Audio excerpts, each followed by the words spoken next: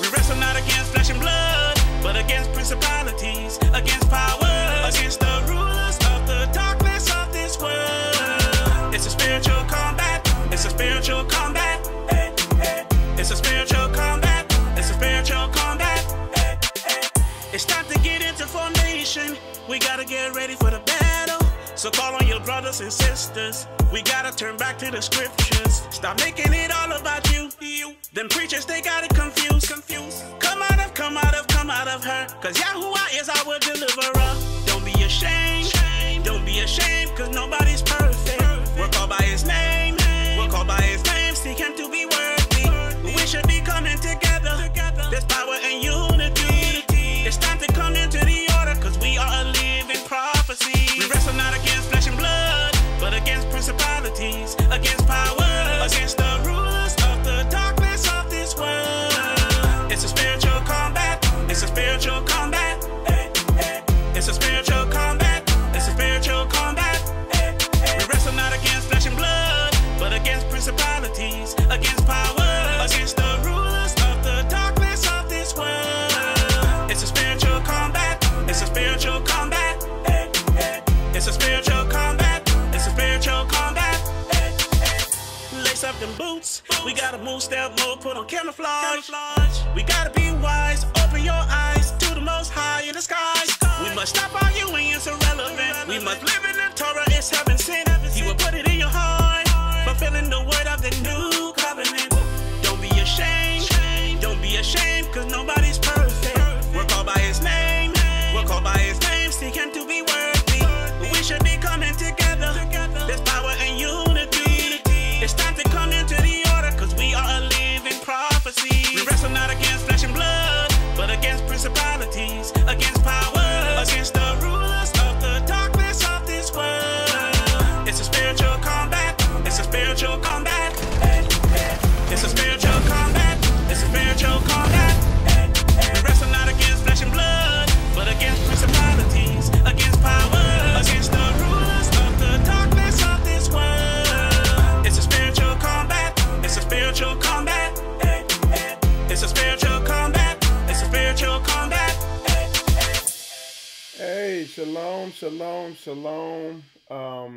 It's Ya'ak Michael Israel here with another lesson. As you can see by the title, title of this lesson is Biblical Definition of Bad. Okay? And saying that because there's another definition of bad, of what being something bad is, or what I was going to title it is another definition of what sin is, okay? Because you have like a worldly definition of sin or something that's bad, and then you have a biblical definition of sin and what's bad. So what we're going to do is I'm going to show, it's going to continue where I left off yesterday with just showing you the deception that is so widespread in our understanding of things. And like I said, just bringing this stuff to light, getting the scales off your eyes, and just bringing clarity to it. What I'm going to do first is I'm going to see who's in here, who's tuned in. Let's see. Let me see if I can pull this up. So I could, all right, a lot of y'all in there already. Man, and this thing is acting up, of course. Wouldn't be right if it wasn't. It looks like it cut off some, there were a lot of comments in there. It looks like it cut some of them off. But bear with me. There we go. All right. So Baruch Brown, shalom. Good to see you in there. Badadiah, shalom. I'll send it to you. I'll send the song to you, Badadiah. I'm going to make a video soon. It's just I've been so busy I haven't had a chance. Kota, shalom to you. Gracefulness, shalom. Anthony, shalom. And to all the people watching on YouTube. I'm pulling that up. It's loading up now. And so shalom, Mary. Shalom, Terrell. Shalom, Nirya. So good. Shalom. Good to see all y'all tuned in. But yeah. So like I said, the title of this lesson is the biblical definition of bad. And most of this stuff you're going to see, like, you know, a lot of the stuff I teach, it's not so much that what I'm teaching is complicated. The deception is what's complicated. Okay? That's why, like, for instance, when I teach on biblical masculinity and when I go in real hard on relationship stuff, y'all see that it's not anything that's real complicated. What's complicated is the deception. What's complicated is the blurriness that they've put over your eyes. But once you take that off and just look at it for what it is, the stuff in the Bible is just very, very simple, straightforward. The thing people wrestle against is the bad programming, the bad emotional programming, the manipulation, the witchcraft that's been done to them by these so-called Bible teachers. That's what is hard to overcome. But the biblical understanding is not complicated. All right. So with that said, let's just quickly go into some things. And like I said, like I always say, if you want to contribute, if you got a verse you want to bring out or something you want to say in the comments, whatever, it's an open group discussion. We're not sticking to a rigid lesson. So feel free to put verses in there that are applicable to what I'm talking about, and I'll definitely bring them out. Just like we did yesterday, man. It was an awesome discussion yesterday. But and this is kind of a continuation of what we talked about yesterday. And just real fast, for those of y'all who might not have caught yesterday's lesson, what we were bringing out and what I've been bringing out very adamantly in the past couple weeks is some heavy stuff. The extent of the use of these, of the manipulation and witchcraft out there in the Bible community, not just Christianity. It's heavily used in Christianity, but also in the Hebrew Israelite community also is the use of NLP, neuro-linguistic programming, particularly books like 48 Laws of Power and The Art of Seduction. Is heavily used. And even the books tell you the best place to use those that witchcraft that's in those books. The best place to use those books is in religious establishments. These books basically tell you how to form a cult. And it literally says it in the book. And what I've been telling people to do, get those, you don't even have to get the books. Just read the summaries of each chapter and it will blow your mind. You will see where it is. I'm pretty sure everybody has seen where it's been used against them. Okay.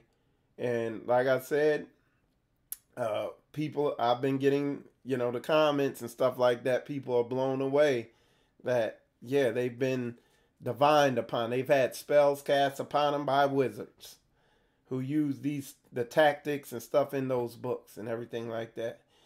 So, but today's lesson, again, it kind of is branching off that same topic, is the biblical definition of bad. And I'm just getting straight to the core point of things I see in the Hebrew Israelite community and in the biblical Christian religious community, that there's a status quo type thing, you might want to call it, of their definition of what bad is or what sin is. And to kind of sum it up, the way these religious establishments and Christianity and a lot of these Bible teachers, the way they teach, what's bad and what's sin and what's wrong is anything that hurts your feelings. You know what I'm saying? Just to put it real simple.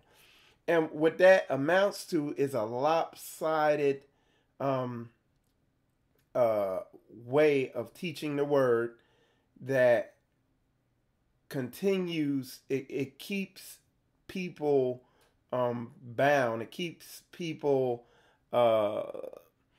When you teach the word from society's definition of what bad is or what sin is or what evil is or whatever, it does, there's no growth. Shalom, Sister Shante, good to see you in there watching. Shalom, Anthony, good to see you in there watching. I think I pronounced your name right. And shalom to all y'all who are getting on there, tuning in on YouTube. Hayasha, I think I got that right. Kwam, shalom. Alana Israel, shalom. Bakar, shalom. Manuel, shalom. My man Dawid, shalom. Hey, and I gotta holler at you, man, about some things. I'm gonna hit you up sometime today. But shalom to y'all tuning in. And like I said, for those of y'all tuning in, we're gonna kind of picking up where I left off yesterday. Just warning the flock, man, about, like I said, this NLP, this neuro-linguistic programming, and the extent, the massive use that I've seen of these manipulative books that they use. 48 Laws of Power, The Art of Seduction, those Robert Greene books, and any of his other ones, because he has other ones out. And all it is neuro-linguistic programming, and it's just manipulation. And what it does, you're basically casting spells on people.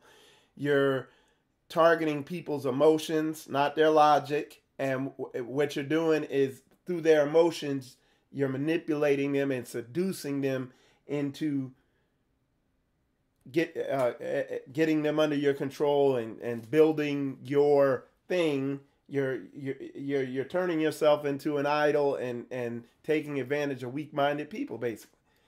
And the only thing that comes of it is you build a weak, sin-filled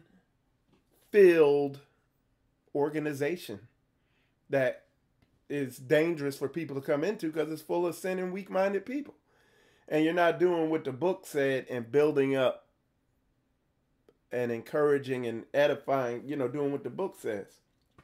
Building up strong soldiers who could fight, this spiritual warfare that we're in. So anyway, so let's get into it. Like I said, y'all, everybody's encouraged to put verses in there. Shalom, Vince Barnes, good to see you in there. Andre, good to see you in there. So you're encouraged to contribute verses and or your take and everything. I encourage y'all to put your opinion in there. If you don't agree with something, definitely put it in there. I am definitely open to, correction, or, I want to make sure everybody understands where I'm coming from. Okay. So I'm gonna give you some examples of how there's a biblical definition of bad, and then there's a worldly definition of bad. So here, and of course, we're going to start with, I always go into relationships because that's a core area. That's where a lot of the problems are at. And one of the things Christ said is, the Mashiach, one of the things he said was, you omit the weightier matters of the word. If somebody could post that script in there, I appreciate it. But he says you omit the weightier matters of the word. What are the weightier matters? One of the ones he named was judgment. See, and that's something I see where people have a lopsided judgment. And then a lot of times you could trace it to the money. You could trace people's lopsided judgment to the money. Because if you come with balanced judgment, it's gonna cut into your money. You know what I'm saying? But let's go into it. Judgment. I'm going to give you some examples that I see. Like, there's a lot of people out there, I watch their teachings, and I wouldn't trust them to judge a relationship matter. Because what? They're skewed to this society side, where this society worships women. They purposely put women in a pedestal over men, and it's the cause of the relationship dysfunction when you look at it at its core. All right. And like I said, I'm going to get into all that, but let's go into it. Like, I'm going to give you an example. Like, you always hear teachings about men hitting women. And but you don't hear about nobody, but they never balance it out with the women who hit men, which is much more widespread. Okay? A man, if he hits a woman is going to hurt her. She is going to be, and I'm adamantly against that. But just as strong, I'm adamant against a woman hitting a man. And nobody ever goes into that topic. Nobody ever goes into and breaks down. All right, thanks, Sister Shante. I'm going to pull that verse up right now. She got it for me.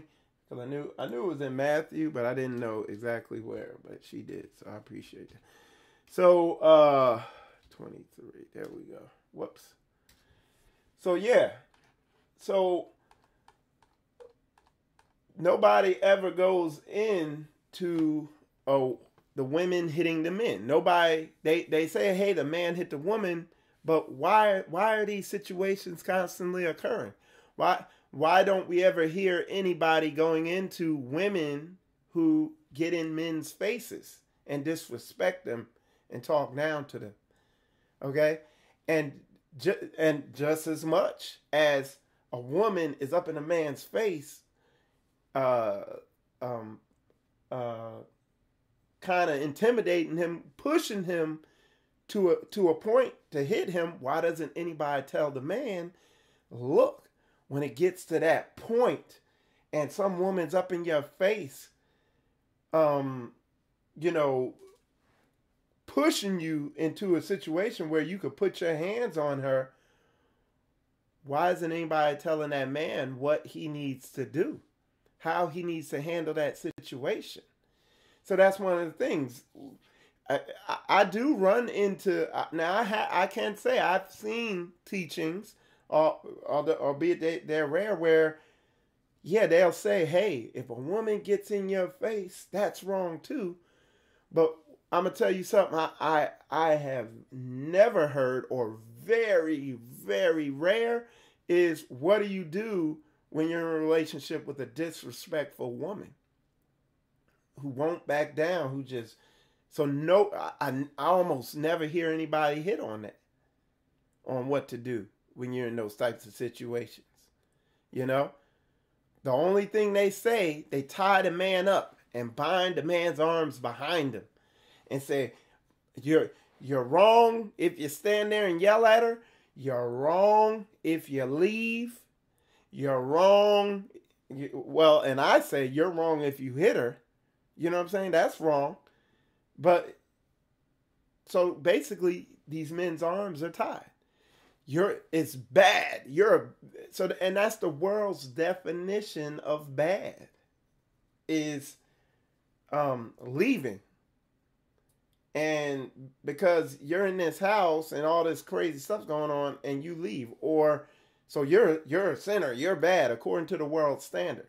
Okay. You're wrong, you're bad if you stand up to her and correct her and hurt her feelings through the correction. You're still wrong. You're still the bad man.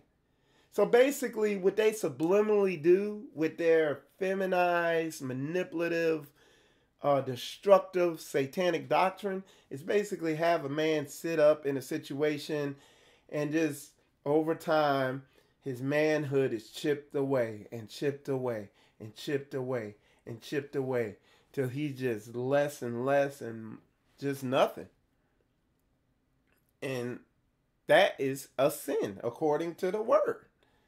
I mean, the scriptures plainly say You know what I'm saying? It outlines the role and how a woman is to behave herself and how a man is to behave himself and all that stuff like that and everything in between.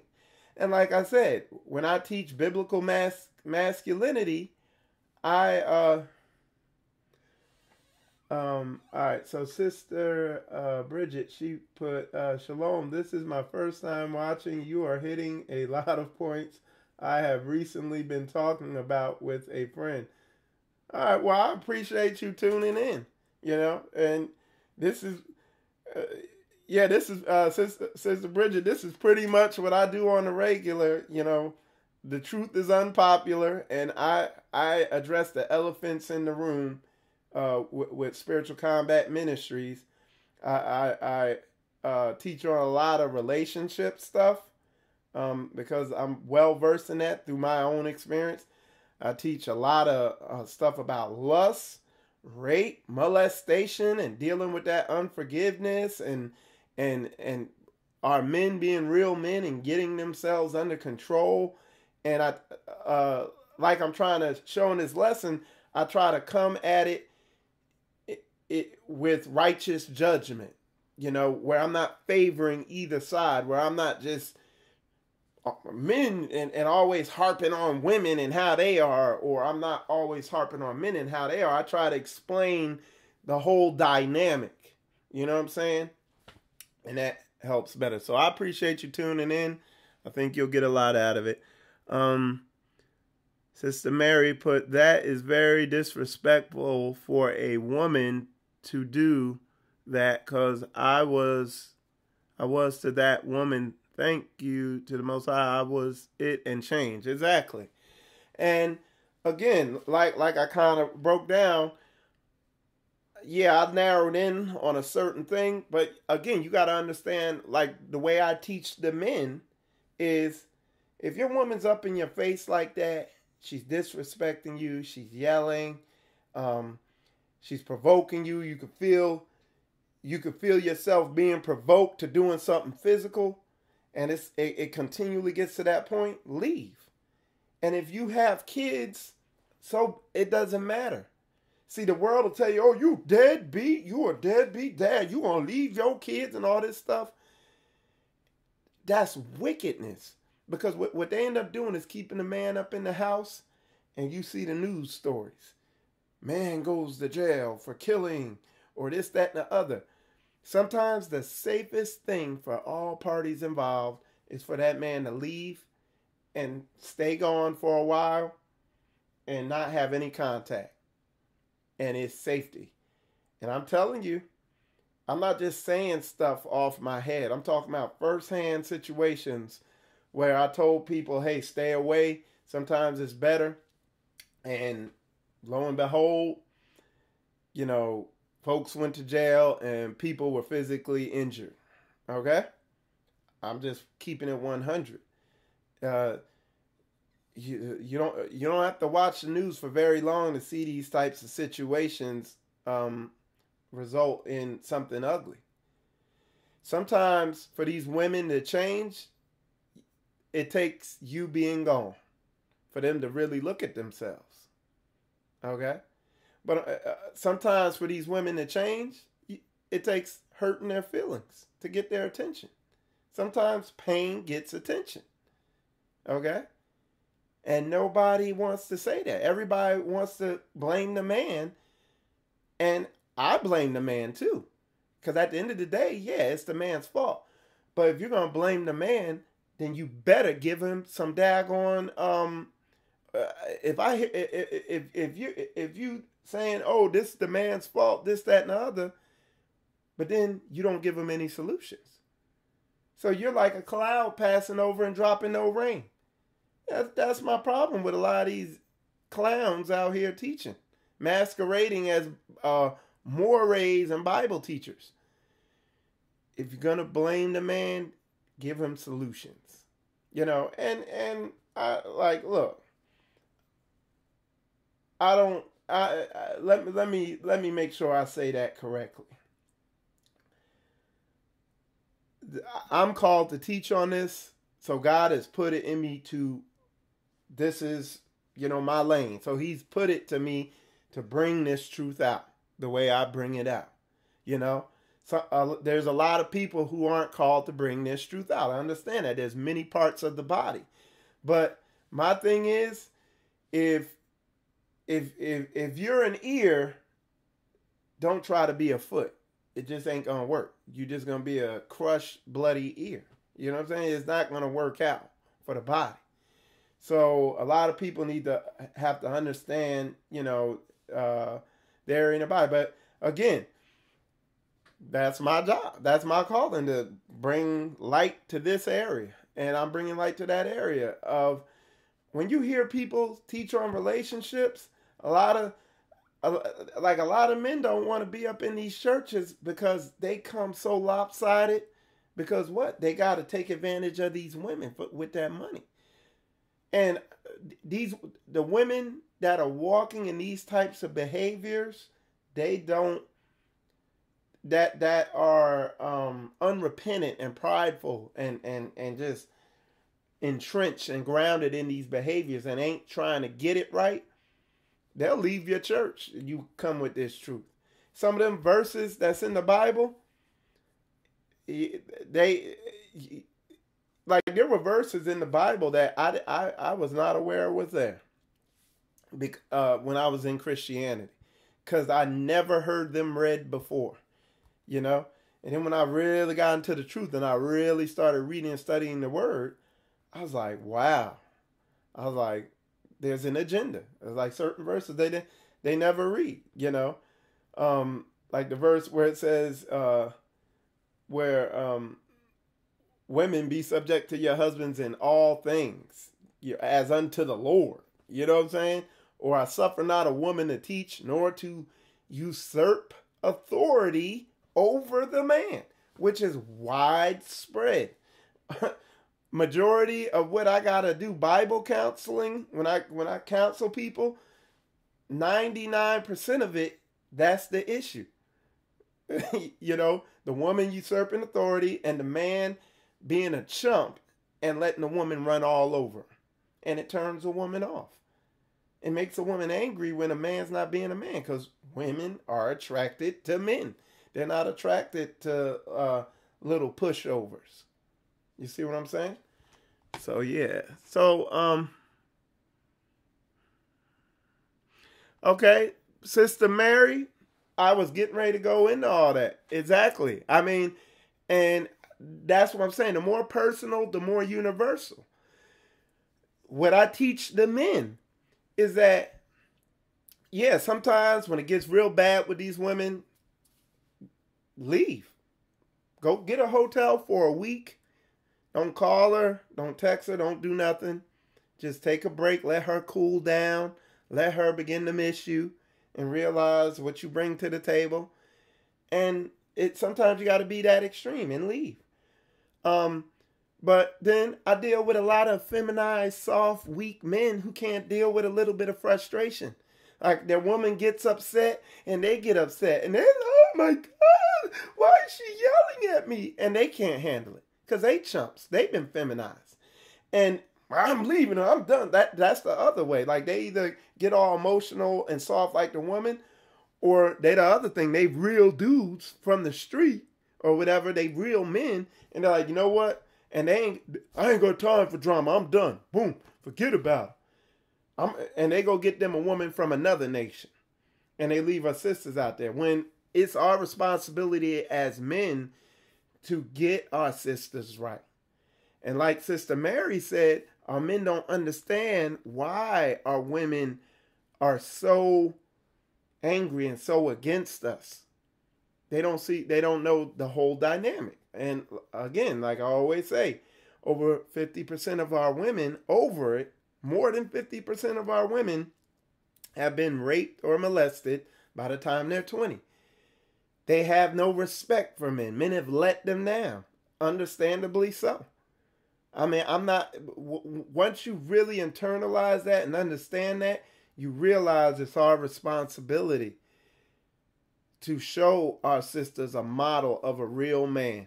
Let me tell you this, because this is something else that's really been sitting on me, is I I grew up watching people sitting there telling, oh, you got to teach your kids all these scriptures and they got to memorize this. And the kids and memorize all these verses and memorize all this biblical stuff. And people pushing that like that's the most important thing, to have them memorize all these biblical stories. And then the man walking around acting like a gayfer.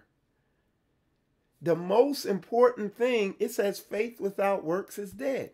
If your daughter, if your son does not see you walking around acting like a biblical masculine man, all them scriptures they memorize is garbage, because they gotta see it. They gotta see the example. So if you some soft, feminized man with an Ahab spirit, and your wife's dominating you, and you all tiptoeing through the tulips, and you acting like a chump, guess what type of man your daughter's gonna choose? A soft, feminized man walking around acting like a chump. So the most important thing is for you as a man is to internalize these scriptures and walk them out in spirit and in truth in your life. Be them. And your kids are going to see what a real man is. And it's literally, like I said, that's what I teach in spiritual combat, is biblical masculinity and that whole thing of what it is to be a man. Because we don't know. Like there is we swim in an ocean of emasculation. So the men and women, our men don't know what it is to be a man. And then the people who do exemplify masculinity, this feminized Babylonian society says, oh, them is the wicked scourge of the worst, evilest men in the world, those men there. And who are those men there?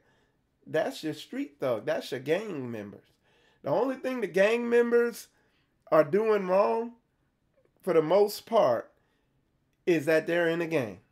If they kept everything that they were, their loyalty, their willingness to die for what they believe in, their honor, and all that, and their fearlessness, and they took all that and put it to this Hebrew walk. That's why I call them. Those are the future prophets.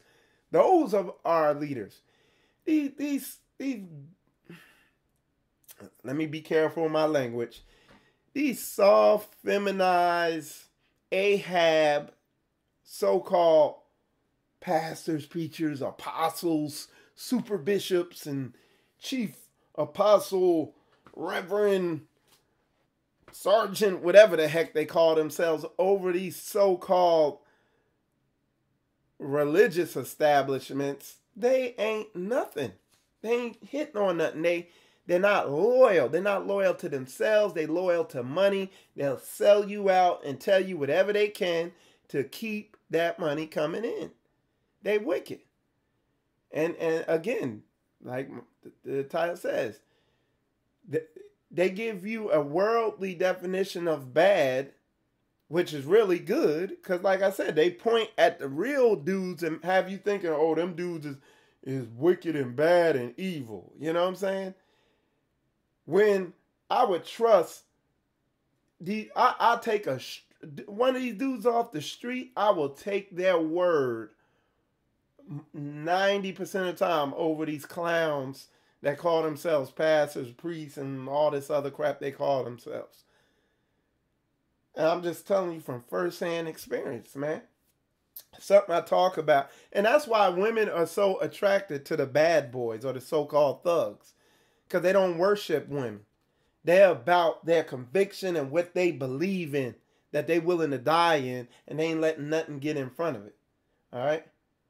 All right, see y'all the person. All right.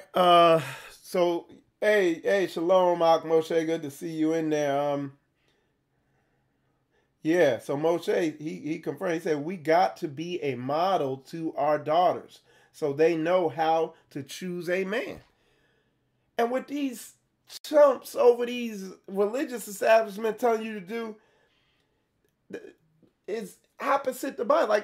Like you're not supposed to sit there and let a woman run all over you and disrespect you in front of your kids. And I'm not saying stand up and pop her in the head, but stand up for yourself. Because the worst thing your kids could see is you getting ran over by a woman. They're like, and then your kids start disrespecting you. And Disney and the kid programs and the kid movies are already, how do they always portray the dad? As the goofy buffoon. And in the church, pushes that, even continues and encourages that. I'm telling you, man, it's a deceptive, subliminal agenda. Okay? To undermine. It's been since the beginning. The first thing Satan came at Eve with is, you can be as God. And came at her with it. He didn't come at Adam with it because he knew, And what? Adam, he was a pushover.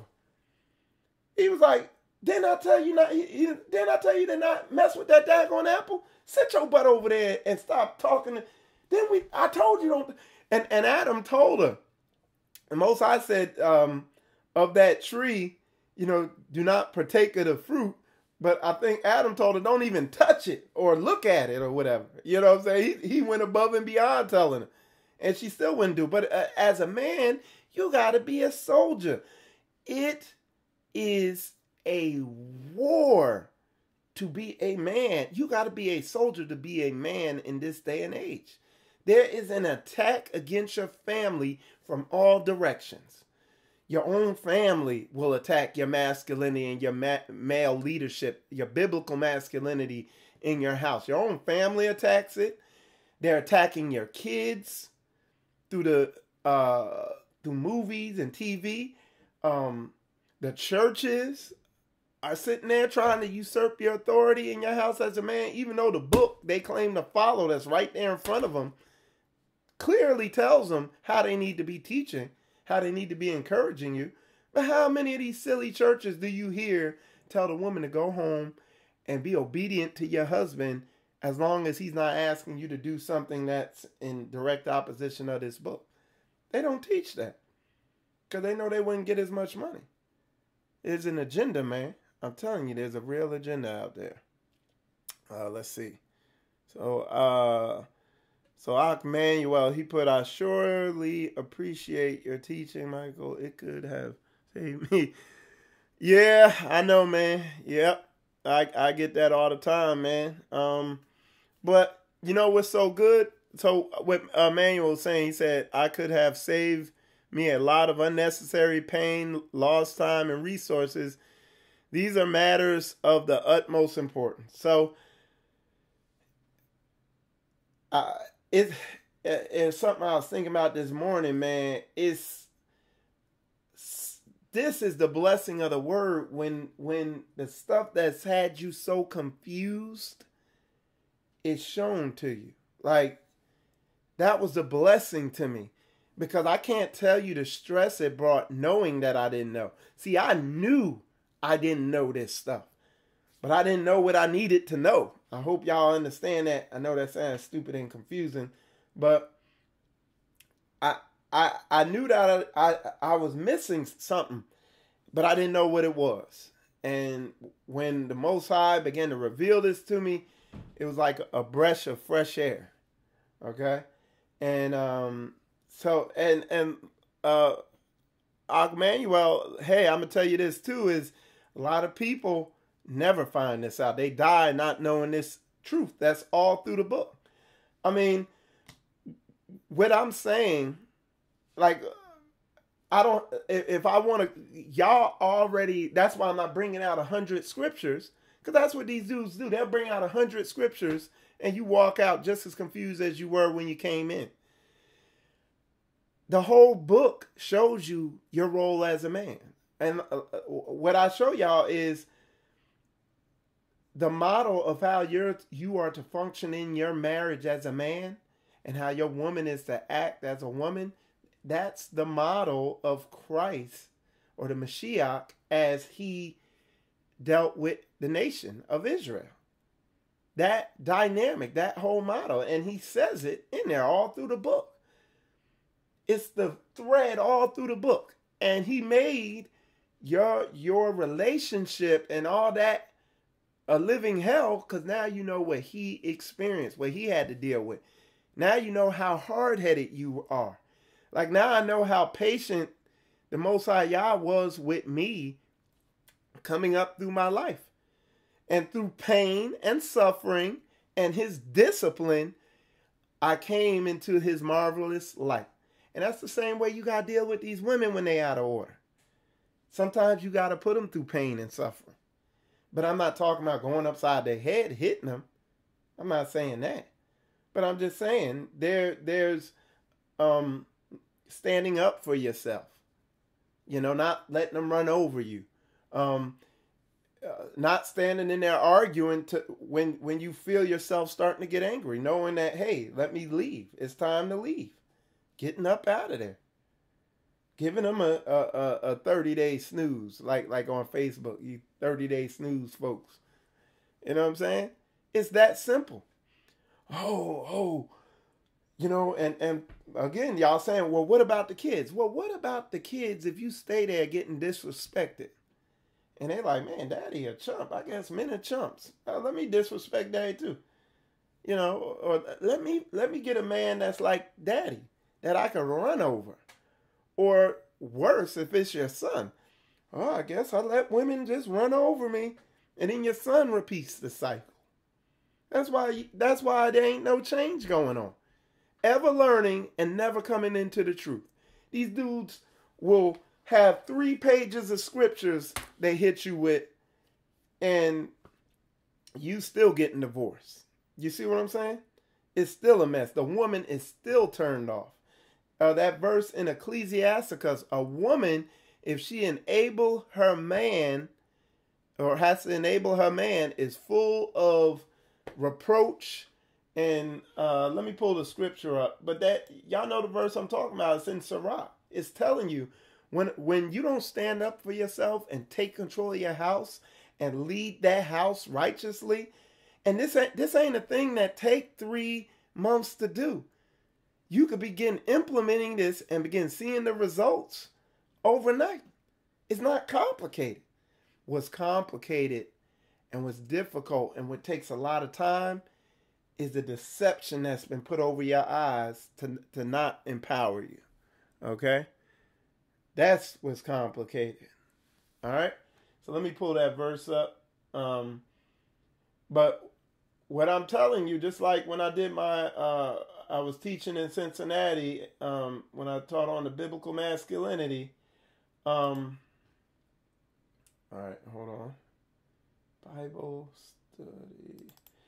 So when I was teaching there, I told them, like, all I need to do is say this to you, tell you what I'm telling you. And literally what I'm telling you is, I was like, hey, I just want y'all to try this. Pull this off and read this. And then put it back on and read it. And you see the difference. Because you have a brain and you're capable of figuring that out. All right, what'd you put here? You wrote, a lot of women say they want a real man. However, when one is presented, the woman will have issues. They want a man to provide and protect them, but they don't want them to lead and do the head and be the head. Want them to lead and be the head of the family. Women have had to be in charge too long, and now they don't know their role in their family. Both sides needs to be re-educated on their roles in their relationship. That's good. I like what you put in there, but I'm gonna go deep on this because there's a couple vague things there. When women say they want a real man, they do want a real man. But the problem is, men have not been educated properly and biblically on what a real man is. And I'm going to tell you, just like I said earlier, when you begin to exude true biblical masculinity, that woman melts into her natural biblical feminine role. Okay? And again, y'all know the breakdown, but I'm doing it for this brother's sake. Okay? So I'm going to do it real quick. The way I break it down is biblical masculinity. And what a woman needs is affection, direction, and correction. The affection is being able to discern and understand what women are really communicating.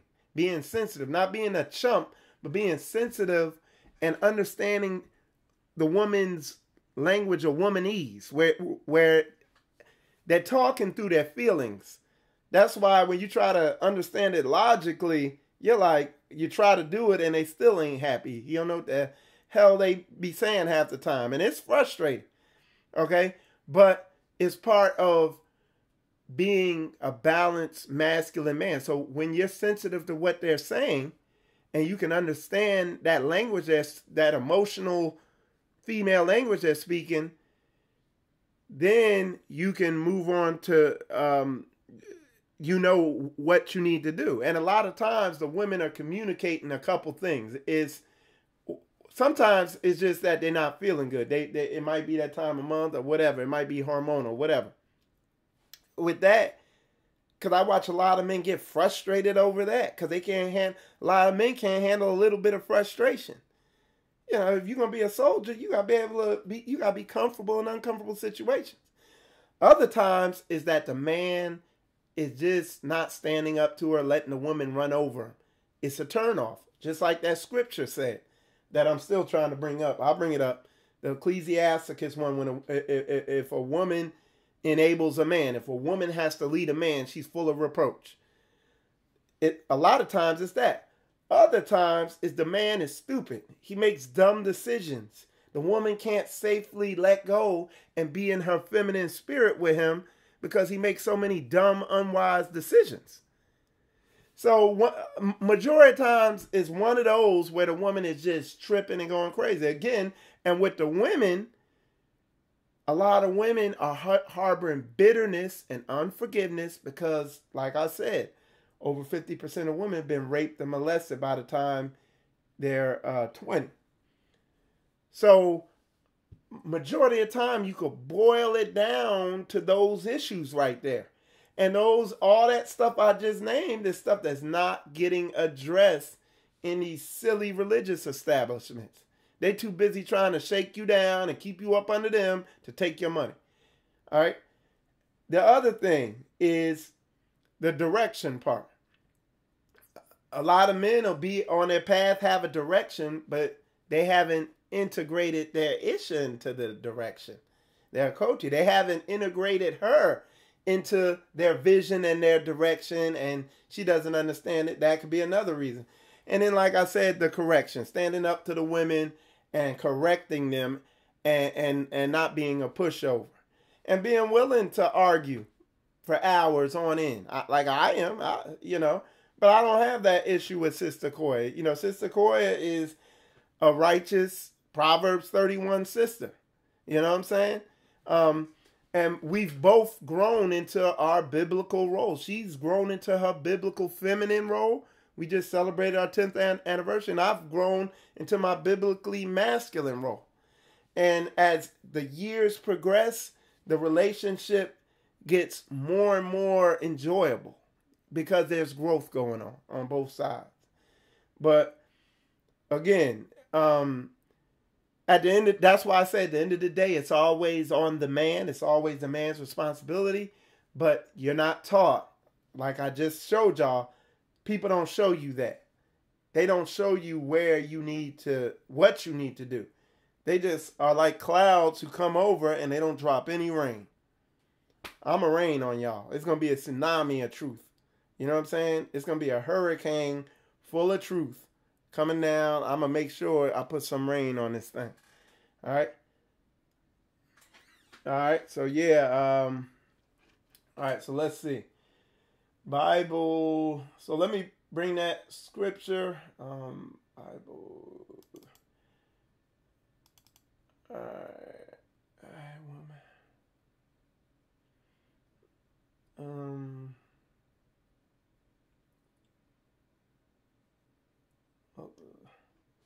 let me see. It's here somewhere.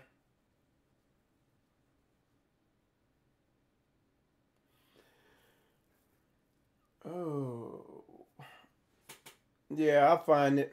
But yeah, it's important. It's very important to let me see if this is it. Nope.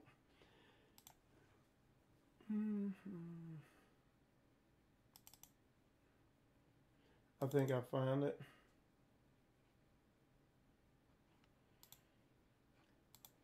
And this was a verse that one of the ox brought out at the conference. That's so heavy that goes right with what I say. It says, "He that pricketh the eye will make tears to fall, and he that pricketh the heart maketh it to show her knowledge." So my breakdown understanding of that is that you can hurt somebody's feelings in order to show them knowledge, to help get them to understand, you know. And that's what I was kind of hitting on early.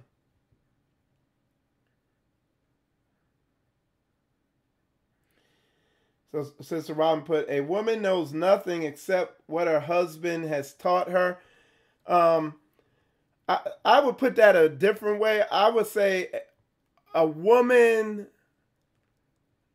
a woman. I would say a woman can be taught by her husband, but it's not going to be like a chalkboard in your writing stuff, because most of these women have been taught by this society, by their mother, by their emotions and bad experiences. Okay, that's who these women are being taught for. I can't tell you the number of men that I deal with where it's the church that's just screwing their house up and got their women acting crazy. And, you know, if a woman comes to me and she having relationship issues, I say, are you encouraging that man to be a man? Like, where you see his shortcomings at, oh, he doesn't pay the bills, he doesn't stand up to me, this, that, and the other.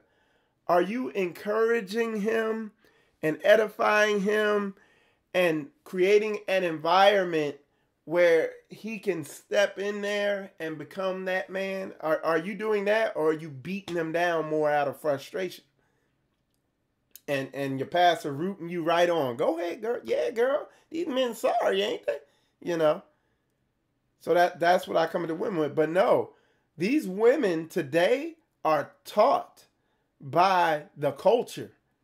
They're taught by the sitcoms, the movies, the religious organizations, the parents, the family, everything, to usurp authority over their man. They're brainwashed. And when I deal with the men, I lean on the men to take that back. And you got to be patient, long-suffering, just like the Most High Yah was winning us over as a nation. He was patient and long-suffering.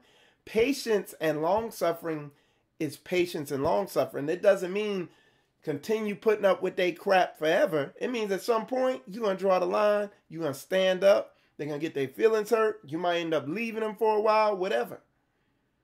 It means making moves to get your house in order. And I see so many dudes, man. There's some dudes I tell this to and it clicks and they get after it. There's other dudes, they got the Ahab spirit. They don't want to fight. They ain't soldiers. And I just, you will know them by their fruits. You tell them what you tell them, and they just continue.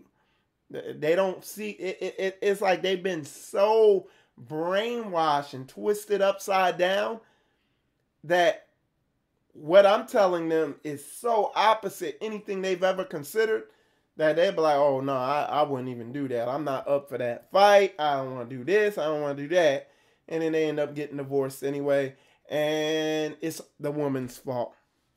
They tell me it was her. It was her. But I come and I counsel women too. But it's easier to just tell the men, hey, make these changes. And a woman is a natural follower. Like, she is your helpmeet. When you walk in biblical masculinity and you're not swerving, you just steadily working in walking in biblical masculinity, you're gonna see a result. A result's gonna happen. But most men ain't man enough to do this. They ain't got that King David soldier spirit. So they're not up for it. They ain't gonna do it. Okay? Like I'm teaching this stuff. Yeah, here's the warning. It ain't easy. It's like a person like me, I'm comfortable with the uncomfortable. I don't mind pain. You know, he has not given us the spirit of fear, but of a sound mind. Most of these dudes is scared. They've been feminized by this culture and they're fearful. And they've been raised to not cause conflict. Oh, don't put no ripples in the water. Look, I'm comfortable in the rapids, in tumultuous seas. I'll just be out there on my raft like this. You know, it is what it is. War. It says we wrestle not. The whole book is a book of war. And these feminized gay churches make the book into a Disney experience. And oh, it's love and agape and love and kisses and homosexual and all this stuff and cupcakes and flowers. And when people are out here dying because they don't have this basic knowledge, people are dying. People are getting killed because they're in a war. They're on a battlefield. Their relationship is under satanic attack. Satan has spiritually bound the strong man, and Satan up in your house walking around got it locked. And you such a chump, you done had so many spells cast on you as a man that you won't stand up and take your home back. Spiritual combat, man. It's war, man. It's so funny. This stuff is so deceptive, man. They act like they brainwash you into thinking getting mad is a sin. Oh, yelling is a sin. You know, that's how they make you feel. It's like, boy, there's a time to come in your house and yell. And let everybody be like, whoa, daddy mad. There's a time for that. But they done spiritually clip your things off you and put them in a clear purse. And they walking around with your man parts in a clear purse. And they put them right in front of you. See, I got these. You know, I see the dudes, man. I'm just telling you, like, I counsel men. If you want counseling because you want to come into biblical masculinity, because it takes humble. You can't do this with pride. And if you want that, I got you. But I don't do feminized dudes. You ain't like, you're not going to like me and I'm not going to like you. Like, you're not going to really want to be around me too long. It just, because it's oil, it's an Ahab spirit versus a King David spirit. It's a Nabal spirit versus a King David spirit. It don't mix. And I'm telling you, man, the book we try to make soldiers, man.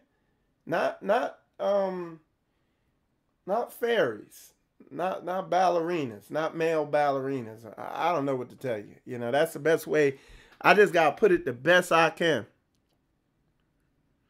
Are you serious? Really? Like, Emmanuel, let me know. Is that by law? Are you saying by law or just by, or is it considered that by, society? Let me know, man. Put that in there. That's crazy. Okay.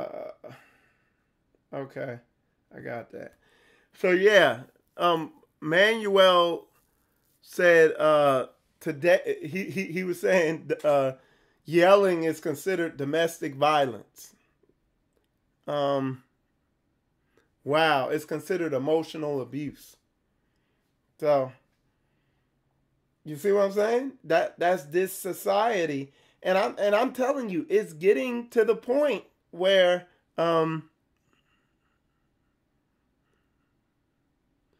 okay, so it's considered. He was saying it's considered that by therapists, and eventually it will be considered that by law, I'm sure.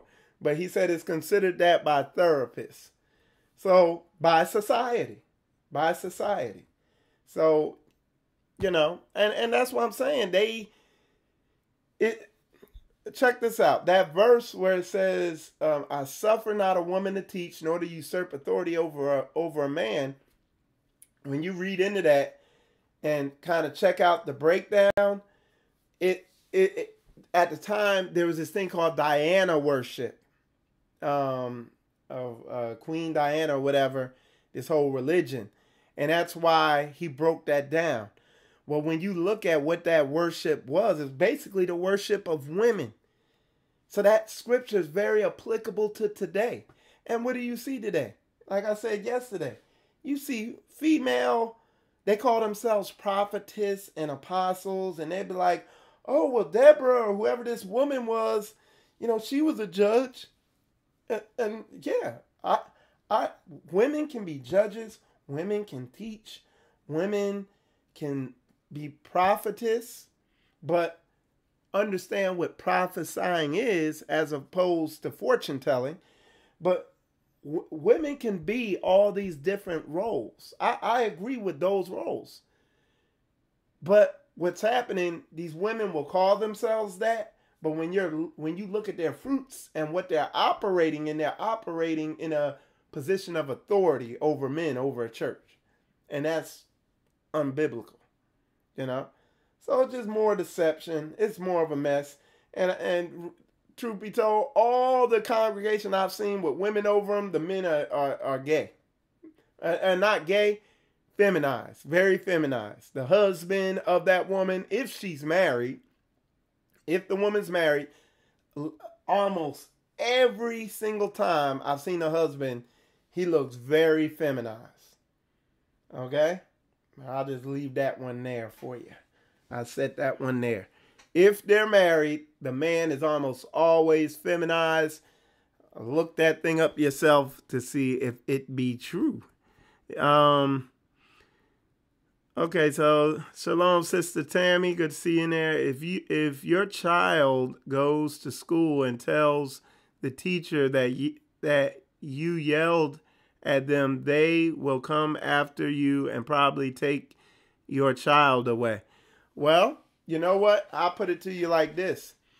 If I yell at my child or whoop my child and my child want to go tell them that and get taken away, oh well, so be it. Because see, this society, somebody broke down the amount of money they get when one of us are killed. Like they were showing how the coroner makes money and this person makes money and all these people who make money off of you when you die, when our people get killed. On top of that, the organs. Y'all know about how they be stealing our organs. They were showing the amount of money they make imprisoning you. What this culture wants, they want a reason. All they need is any stupid reason to give their tax money back to their people. So all the money we pay in taxes, they need a good reason to take it and give it back to their nation, to their people. So of course, hey, don't discipline your child. Whooping them's bad. And then when you don't discipline your child and you say, like this one lady was like, when my child does something, I say, so-and-so, no. And I was like, well, what if he does it again? She's like, I say, so-and-so, no. And I'd be like, and then what? What if he still does it? I tell him to stand over in the corner. I'm like, try that on one of these black kids. And they want you to do that because then you're going to raise up these kids who are just target practice for cops. Because then when the cops come up, the cops don't say, Michael, no. The cops yell at you. Shut up, freeze! And you be like, I don't want to. Bah, bah, bah, bah, bah, and you're dead. See, they want that. They want you. That's an agenda. So they want to come take my child because I'm doing what the book says. Let them have them. If my child want to go rat me out and divorce me as their parent, okay. We could get into what the scripture says about that. Because look, the Bible says if you got a rebellious child in Torah, kill him. Like if your child too rebellious, there's a scripture in there that says the Bible was adamant about you not being a knucklehead. And the thing is, you see the Most High fulfilling that judgment with a lot of these rebellious kids. It's all book. So, yeah. Yeah, the DCFS, yeah. Now, mind you, because they quick to take one of our kids away. But if you the right shade, you could punch your kid in their mouth and knock all their teeth out in public, and you'll still keep them. But if you one of us, and you yell at your child, that child will be, yeah, I've heard the stories, but look, who you gonna fear, God or man? Because the Most High said, I could go through all them scripture. You know, hit him on their side, raise up a child in the way he must go. Don't spare the rod. It's all through the book. You going to obey God or man? You going to fear this government or you going to fear the Most High Yah? All right, so this is definitely, yep. You're right, Manuel. This is definitely a war, and I am surrounding myself with and listening to other warriors, brother. Hey, listen. I'm glad you said that. I'm going to tell y'all this, man. Something that popped into my head today. And something I got to constantly remind myself about. No matter what, you get programmed. Okay? But the reason why the Most High gave us this brilliant brain and this capability we have to be smart and judge things and look at things is he wants us to choose how we get programmed. If you don't make a conscious choice of what's going to be going in your eyes, what's going to be going in your ears, what's going to be around you, and you just, I can watch a little of this and do a little of that, and sometimes I read my book too. If you don't make a conscious effort to immerse yourself in his word, immerse yourself around people who are in line with his word, immerse your eyes with stuff that's in accordance with his word, immerse your ears into things that are in accordance with his word. Like this brother said, if you don't surround yourself with warriors in this war, you're going to get programmed by this society. I told you, we swim in an ocean of weakness out here, of feminization of men and masculinization of women. And it's everywhere. You see it on TV. You see it in the movies. You see it in your family. You see it around your friends. You see it at work. You see it everywhere you look.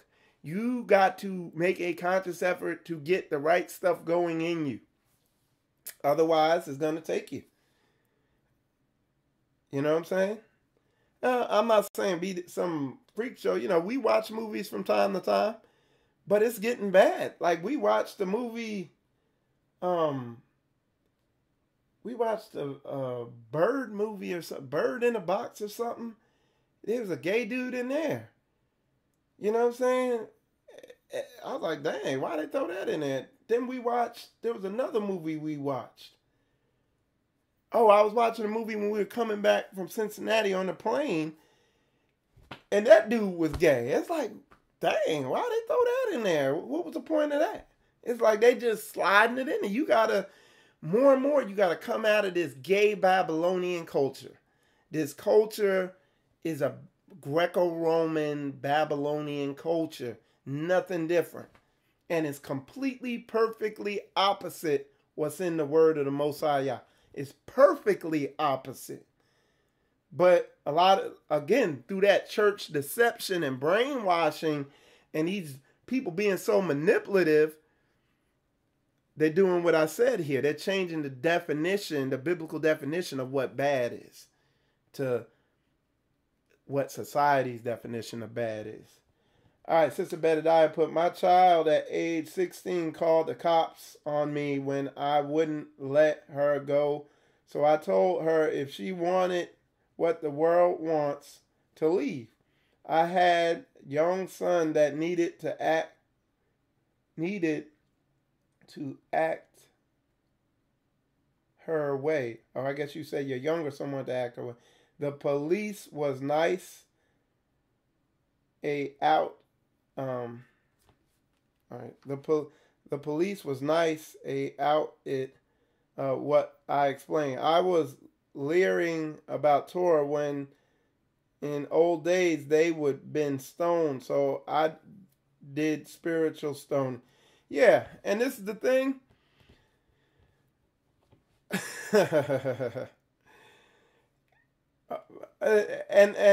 You know, this is a cleanup case because this is now. But one of the things, the way you got to raise these children is tell them once, whoop them second, and let me say this real fast, and start whooping them at a young age. When you can whoop them like this, see, just do that. Like when they're young, you could do. Why'd you do that? I mean, you do that on their leg when they're young. Why'd you do that? They're going to be crying. It's like the end of the world. Like you hit them with a wooden stick and it don't really even hurt, but it's just at that age where you can correct them while they're young. Because when they turn 14, 15, 16, you're going to be like Mike Tyson in there. you got to knock teeth out and bloody nose, and then it's going to be an ugly situation. So it's unfortunate when they get to that age, you're going to let her go. Be like, you know what? Because now she puts your life at risk. You understand that. I tell people, man, I don't know when I would advise anybody to call the cops. I don't know. I can't really, you know, but the cops are killers, man. They train you get out of line the least bit. They putting whole. She could have got herself killed or you killed. So now it's a life thing, and what you might have to do is back off and be like, hey, as soon as you old enough, I want you out of here. Outside of that, I really ain't gonna bother you no more because you're out of my hands, and you're risking my life. And let them go. Let God teach them. Because now the staff ain't going to work with them. They're going to need that rod, whack, of life upside their head. And again, that's a result. And like I said, I have to hear more of your story to get it all the way down to understand the whole dynamic. But again, when you don't have a man in the house and it's an agenda that they've taken to break this family apart, and you know, there's a lot of stuff we don't know. We did not know. For a good chunk of my life, I didn't know. I was ignorant of this truth.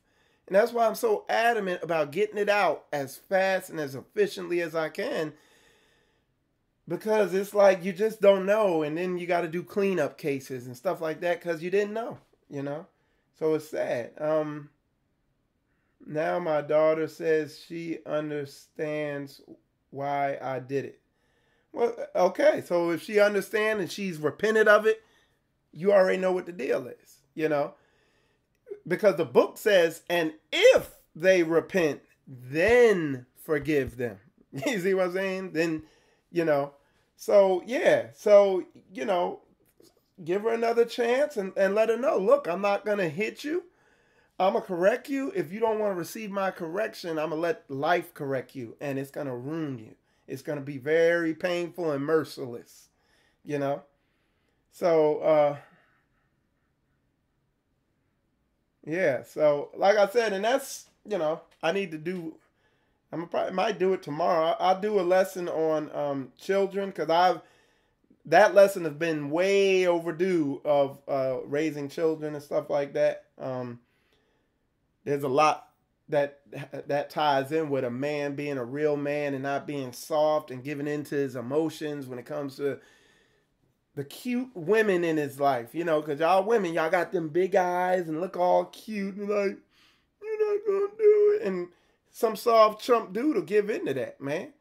Dudes is weak. They give into that, and then they fail to have the proper direction and leadership of their family. So yeah, that's real talk. That's right.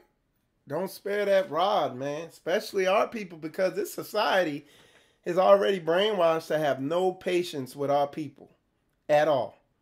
If you think I'm playing, just watch the latest cop shooting, and you'll know what I'm talking about. And they will, if you don't, like, my thing with dealing with the cops is comply or die. That's their policy. If you don't do what they say, they killing you. Period. You know what I'm saying? You seen the videos, folks running away, nothing in their hands, and getting 8 rounds to the back. And then you seen the heathens of the same nation running towards the cops with stuff in their hands and living. Come on, y'all. Wake up. They worry about... Look, let me show y'all how you know it's an agenda. You whoop your kid and yell at your child, and they're going to take them away, and you're going to get in trouble. But a cop could shoot your kid dead, and nothing happened. It's an agenda. They make money off your wicked kids, and they want you to raise them wicked so they can continue making money off them. They can make them slaves in the prison, all that. And that's what I'm saying. That's what gets me mad, is like nobody's pointing this out to anybody.